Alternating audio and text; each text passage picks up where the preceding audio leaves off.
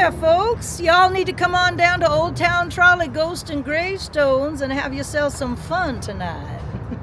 Here we are at Old Town San Diego, one of my favorite spots here in San Diego. Of course, a very popular tourist destination.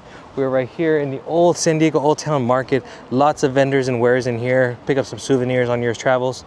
They got traditional Mexican artisan items here. But why we're walking this way is because we ended up parking a little bit up that way, is we have to check in at the Old Town Trolley booth, which is right over here, because we have our tour at 8 o'clock. We are all checked in, got our sticker for the night. We're gonna put this proudly on here. This is gonna give us our access on top of the trolley for the night here. They said there's a little bit of staging area ahead of time here. I think we're gonna be going actually into the market to start our tour with our host, our ghost hosts. That is correct, they are a ghost host because all of the tour guides here have a backstory to them, and they're gonna share their life stories with us as we go on this cool little tour throughout mainly 3 areas of San Diego's darker, deeper, ghosty part of San Diego history. So anyways, very excited for this one, but let's go start over here where our tour begins. But here we are, we have this beautiful ofrenda. So we are around the time of Dia de los Muertos. We're here earlier in October, but Dia de los Muertos does happen on November 1st and 2nd. Of course, a traditional holiday in Mexico, celebrating, of course, the Day of the Dead. Not necessarily celebrating their deaths, but celebrating the life that they lived and remembering them as they come back to visit us for at least one time each year. Beautiful ofrenda. Got the marigolds here. Got some candles, pictures of all of our loved ones that have passed on.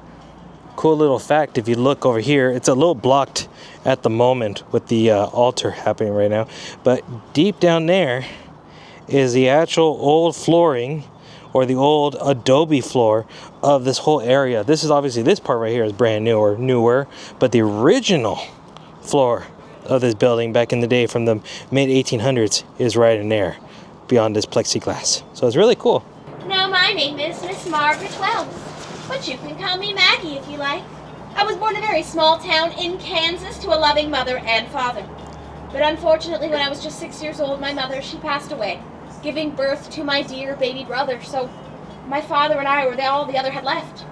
We decided it was best to head west, and eventually we made it here, to the beautiful Old Town San Diego, where we spent many lovely days together. But unfortunately, tragedy would strike me yet again, and my father would pass away just a few years later. So what was I to do, a young woman alone in the 19th century? I packed up my bags, I moved just down the way to Newtown, San Diego, or the Stingery, where I found myself a job at the local saloon known as the Phoenix. Now, the Phoenix was fascinating. It had wild animals, spiders the size of your head. But many people say they feel strange and unusual phenomena throughout our tours. So if anyone does want to play Ghostbuster, my best suggestion to you, but take out those telephone boxes with the flash setting and take as many photos as you like, because you never know what you're going to find. And while we're walking here through San Diego tonight, keep your loved ones close. Because you know what they say, you don't have to outrun a ghost. You just have to outrun the weakest member of the party. They make really great ghost bait. I'd like to welcome you all to the Church of Immaculate Conception. It was founded in 1864, but did not finish construction until 1919 due to San Diego's growing population. It was founded by Father Antonio Ubach, who is known as the last of the Padres. And no, friends, I don't actually mean the baseball team. Unfortunately, it took so long to build this church that he actually never got to preach inside. Instead, he preached at one of the churches down the block that we will pass on the Trolley of Doom. This was then taken care of by the lovely Father Jaime. Now, Father Jaime had a lot of great accomplishments, but we are on a ghost tour. He's actually buried right here below this very church. The Whaley House was founded in 1856 by one Thomas Whaley. Thomas and his wife Anna, originally from upstate New York, but they travel east and west constantly, and they fall in love with Old Town San Diego. They decide to build their home in an East Coast style fashion, with their sleeping quarters up top, their parlor, their granary down below. Now, they loved this patch of land because it was on a corner. It was great for business. They also got the property for almost next to nothing. They bought it for approximately $300, which boy would be a steal today, right? And it was a steal back then too, so what was the catch? It was haunted, of course!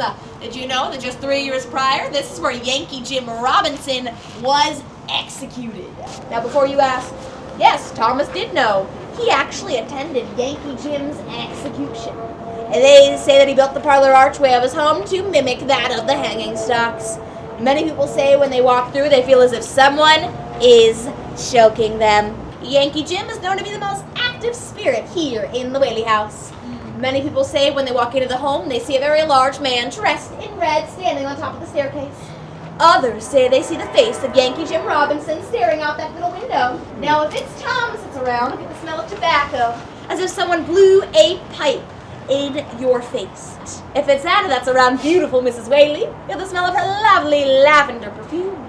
Some have heard her playing the pianoforte. The most famous ghost known to reside here is going to be Violet Whaley, the daughter of Thomas and Anna, just 2 days after her wedding. Her husband comes to her and says, "Father, dear, I love you more than anything else in the world, but I was not honest. I have to tell you a secret." He goes on to tell her this family, previously stated dead, not dead.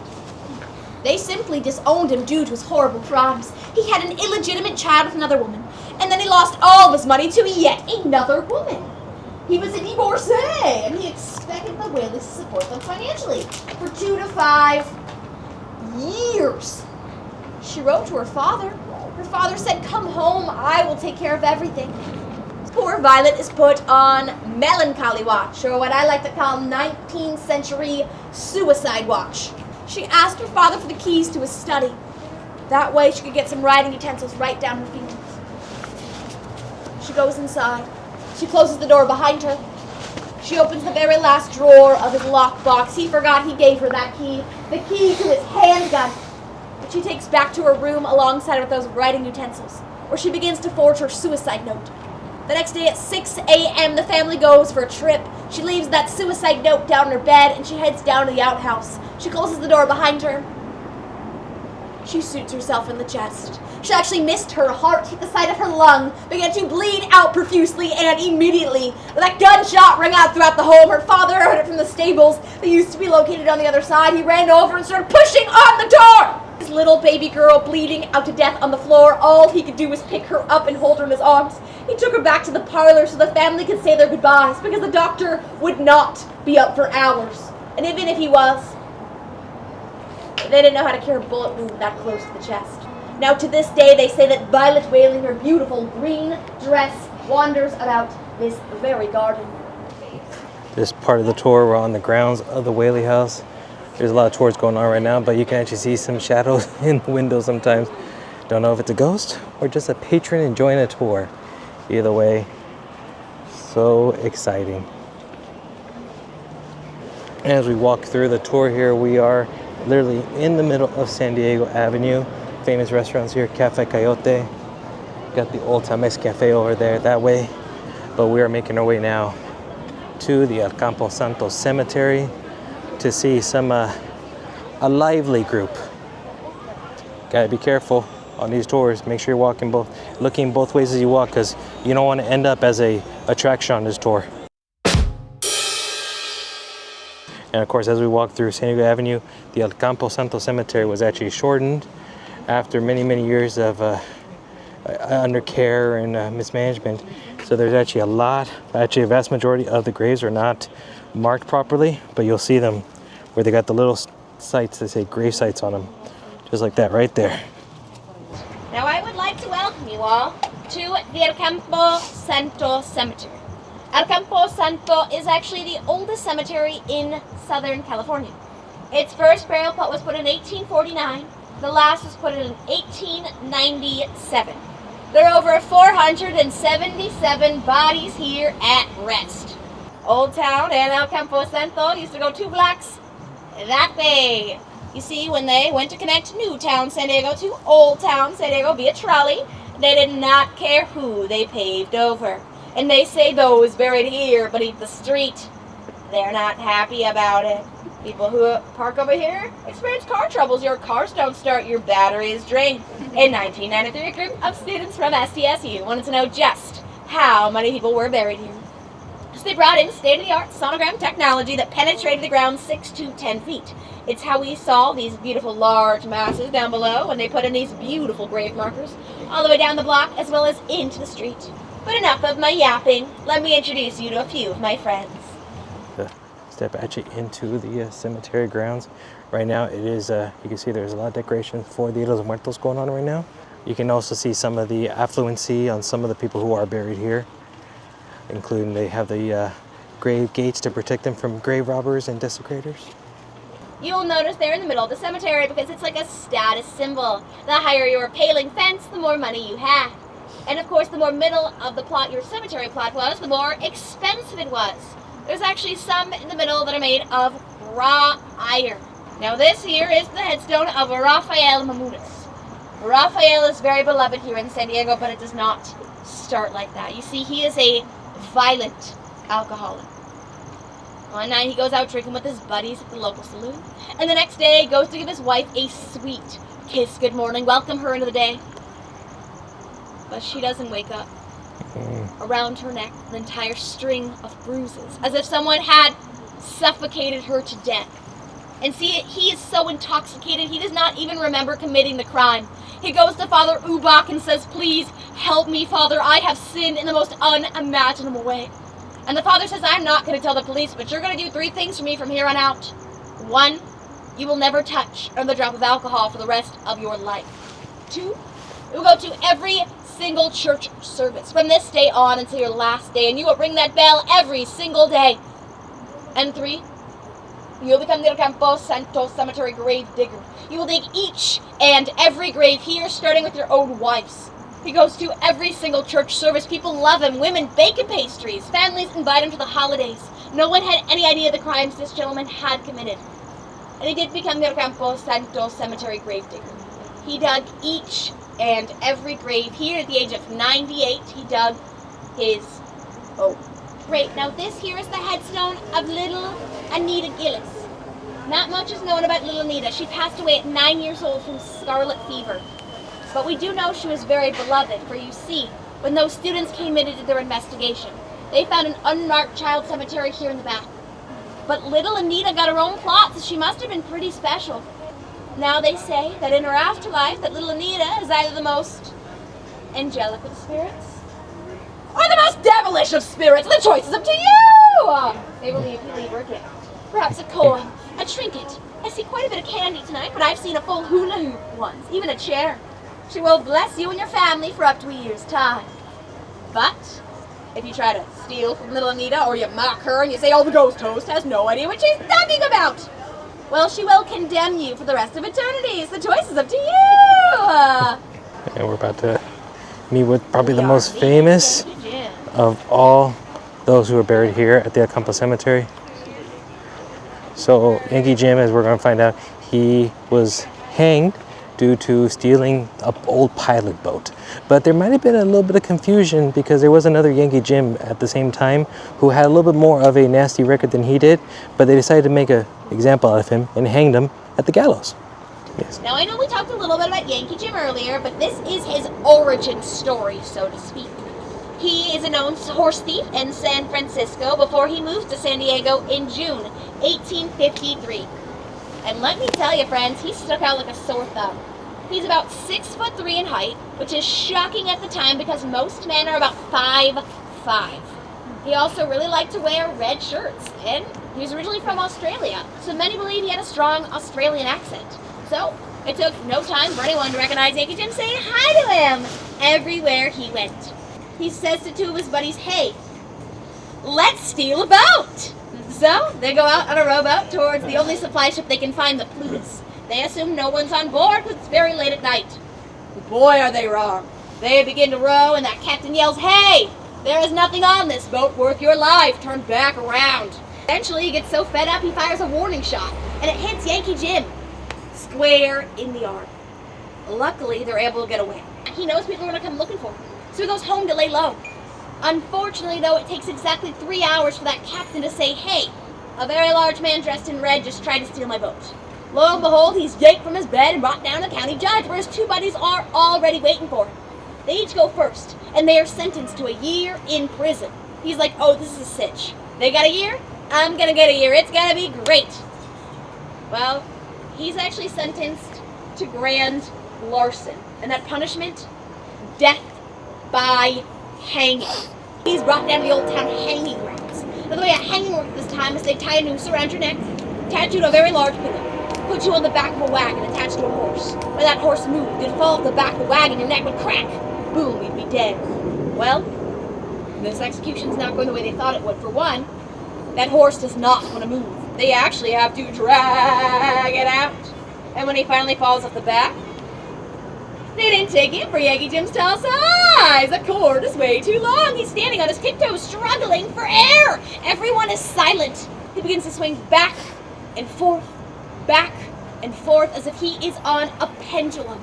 They let him hang there for 15 minutes. Everyone has scattered, everyone but the executioner who has to make sure he's dead. And when they finally think he's dead, they let him hang there for an extra 30 just to be sure. He's hung there for a whopping 45 minutes before they finally cut him down, put him in the back of the wagon, and bring him here to Campo Santo Cemetery. Well, if you can imagine, Yankee Jim Robinson is not rest peacefully.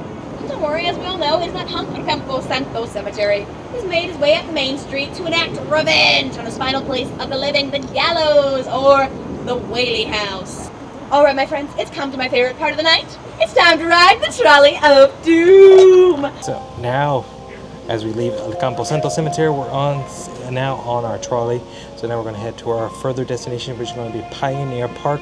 Again, the second Catholic cemetery in San Diego, built after El Campo Santo was starting to get over full, essentially. So definitely going to go over there. And again, from what I understand, there's over 800 bodies still remaining inside that park area where people can enjoy time. Heck, fun fact, I've actually had pizza there.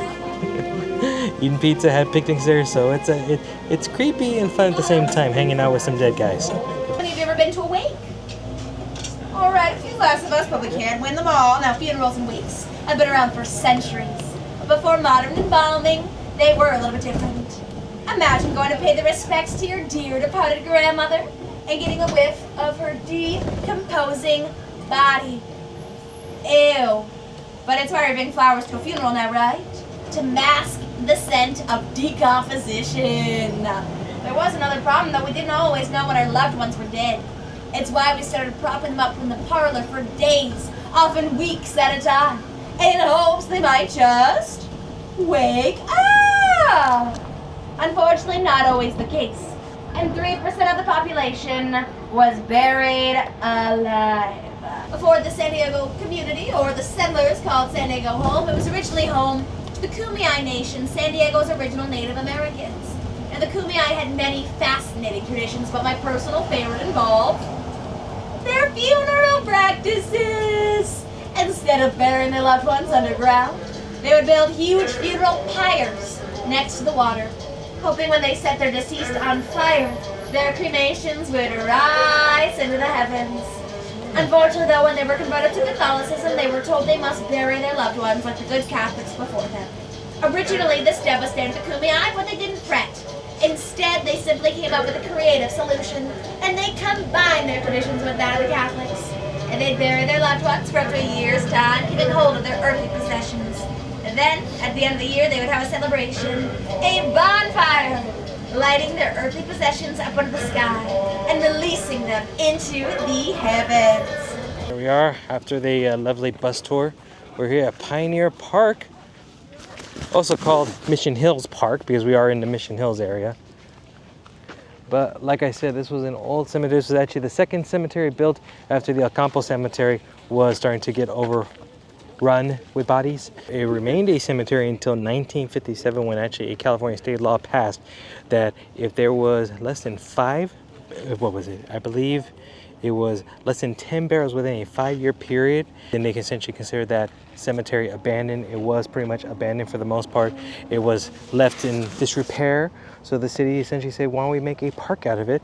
They did not, some of the bodies did get moved to Mount Hope Cemetery, but there's quite a few that are still buried within this whole park. As you can see, it's pretty large, but we're gonna find out that there's a row of headstones down this way that are still lined up, left over from when it was a cemetery. Now behind you, you are looking at some beautiful headstones down that hill. This is actually, believe it or not, no bodies under those headstones. They were brought here quite a few years ago from a ditch not too far away. And when they started reading the names on the headstones, they realized that these were some of the great historic figures of San Diego. And they left them in a ditch. So they brought them here to the edge of this park to act as a monument. And even though there's no bodies under the headstones, they do have some fantastic stories to tell. Now, the first one we're talking about is actually marked because it's a very large cross, and that is the headstone of one Father Antonio Ubach. I told you I'd be Father Ubach experts by the end of the night.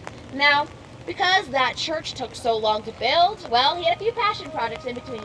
He built a Catholic cemetery known as the Cavalry Cemetery, and then he built a second Catholic church in Newtown, San Diego, my home, now known as downtown San Diego, specifically the Gaslamp District. They say his greatest claim to fame was his love for the Kumeyaay, San Diego's Native Americans. They say his funeral procession went on for miles because of both the San Diego settlers, as well as the Kumeyaay, as well as anyone this fellow had ever met. Most of the folks are going to be here from the mid-19th century all the way to the late 19th century, up until some of them living into the 1920s and 30s. And here we are greeted with Father Ubach, who we've heard so much about here, a man who was beloved by many here in San Diego, as well as the Native American tribes of the Kumeyaay. And right in front of us is the headstone marker for Miss Isadora Bendini, daughter of Juan Bendini. This is pretty cool. It's got even though, I'm one that believes in ghosts and spooks and things of that nature. So even though I haven't seen or felt anything, it still has a little bit of a, spooky vibe out here, coming here late at night. I told you there's no bodies under the headstones, and I was right, but I did leave out a little detail. If you all want to turn around for me, I'd like to welcome you all to the Cavalry Cemetery. There are over 2,000 bodies buried. Ironically, everywhere but those headstones themselves. As we walked down the hill, you might have felt a chill in the air.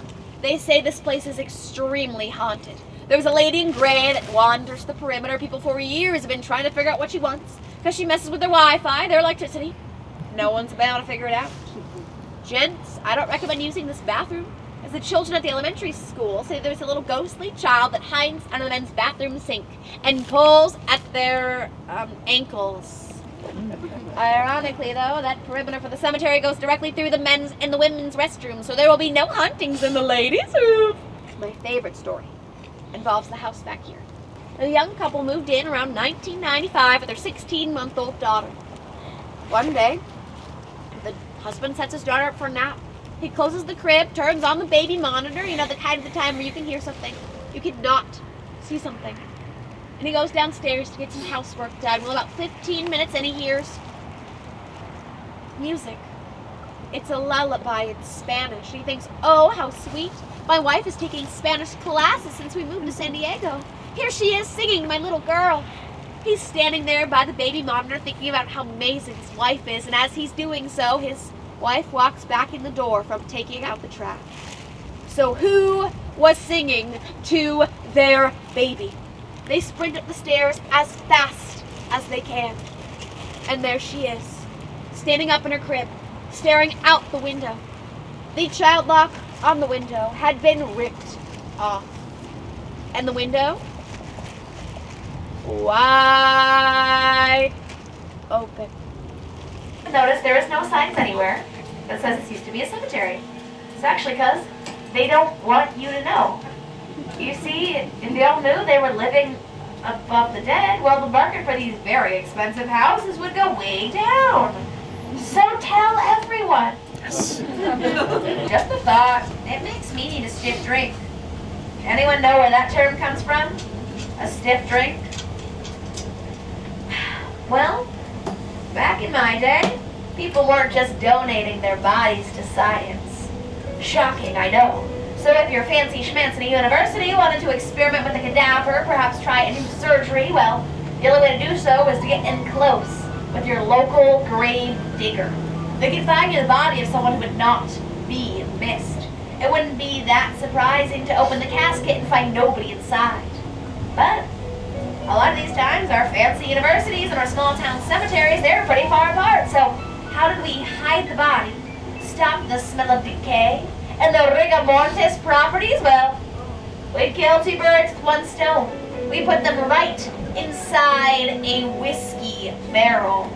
No one was gonna question good whiskey being shipped across the country. The smell of liquor would stop the smell of decay, even stop your body from going stiff, and, you know, well, when it finally got there, well, we weren't gonna waste good whiskey.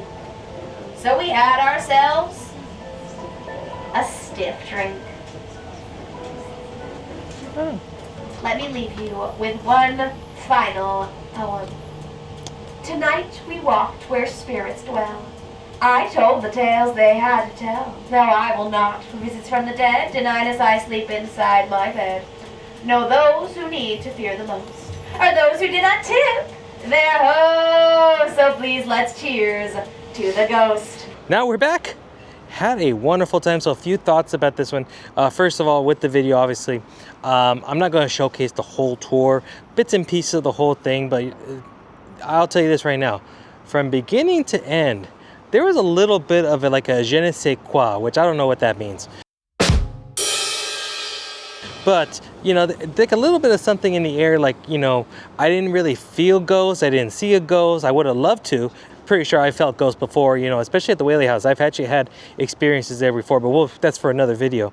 But just here, I still felt kind of like chills, kind of like, even though I'm with a group of about 20 other people, I felt like I had people like looking at me.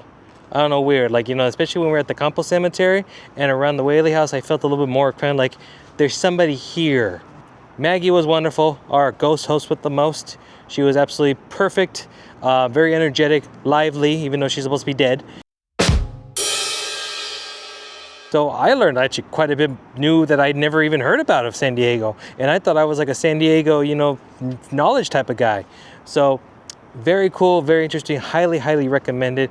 We're doing this right now during the Halloween time, but this tour happens every day throughout the year. So it doesn't have to be during this time. It just felt a little right and appropriate, being a little spooky with Halloween, Dia de los Muertos, you know, around the corner.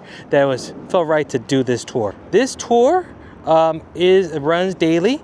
Usually there's about 2 or 3 tours per day. Some of the busier days, like Halloween time, is going to have, I think, like 6 or 8 different tours going on, where they depart like every half hour or so. Prices, I saw they started about $43.70 depending on the day and the week. Weekends will be a little bit more. Halloween will obviously be at its most expensive, and then they just range in price just by a few dollars. The tour is roughly about 90 minutes, give or take, depending on how quickly everybody can get off and on the trolley and how, you know, walking. For the majority of the tour, it is ADA accessible, but there are some parts, like, you know, getting to the Campo Cemetery, you have to actually go up a couple steps. So if you do have somebody who has wheelchair or strong mobility issues, this may not necessarily be the right tour for them. Obviously this is all historical, there's bumps and dips and rough terrain, so it's not a tour that's meant for everybody. So do keep that in mind when you are thinking about joining this tour. It also is recommended for those to be 13 and above. I would honestly say you could probably even be a little bit younger, around like 9 or 10 years old, but there is a little bit of some adult content that's spoken, especially when we're talking about like bordellos and prostitution, things of that nature. Do this tour, it's fun. Jump on board, go on to the Ghosts and Gravestones Fright Scene Tour. Highly recommended. So anyways, with all that being said, time to bid adieu. So if you liked the video, do me a big favor, give it a big thumbs up for me. Second, subscribe to the channel if you're new here, you haven't done so already. And third, hit the notification bell. Take it one step further, follow me on social media at Bigger Journeys for TikTok, Twitter, and Instagram for even more content. I'm going to be doing a couple more videos still for the Halloween season, including visiting the Whaley House next week. So again, America's most haunted house. So excited. I love visiting that place whenever I can. So anyways, happy Halloween to you, and then I'll see you on the next journey. Bye-bye now.